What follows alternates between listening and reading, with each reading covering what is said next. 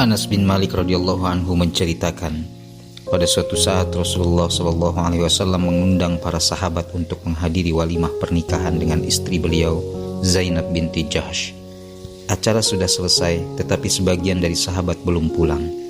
Beliau merasa tidak enak untuk menyuruh mereka yang masih duduk berlama-lama di kediaman beliau agar segera pergi. Beliau sengaja mondar-mandir keluar masuk rumah sebagai isyarat kepada mereka agar segera meninggalkan rumah. Tetapi mereka tidak memahaminya, sehingga Allah Subhanahu wa Ta'ala menurunkan ayat berikut.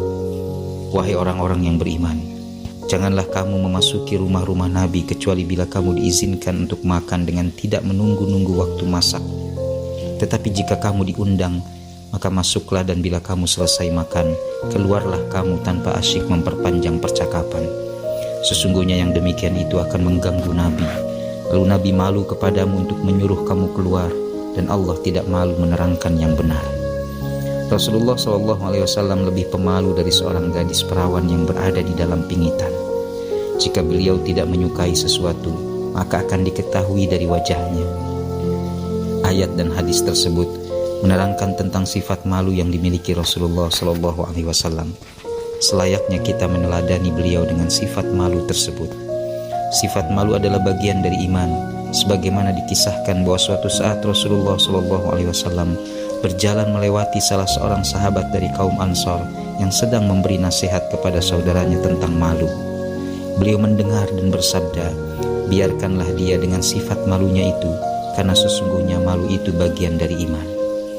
Rasulullah SAW bersabda, Allah lebih berhak untuk disegani, bersikap malu kepadanya daripada terhadap orang lain. Hadis tersebut menerangkan bahwa kepada Allah Subhanahu wa Ta'ala lebih utama daripada malu kepada orang lain.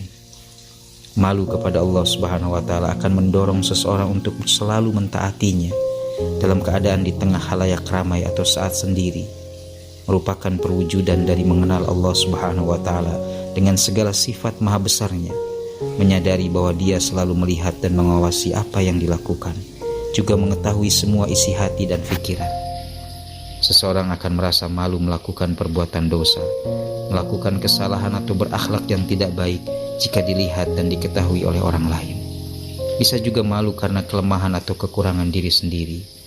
Namun, jangan menjadi penghalang untuk melakukan amal kebaikan, seperti malu dan segan untuk memberi nasihat kebaikan kepada orang lain, atau malu bertanya kepada orang yang memiliki kemampuan dan pengalaman dalam rangka mempelajari ilmu yang bermanfaat.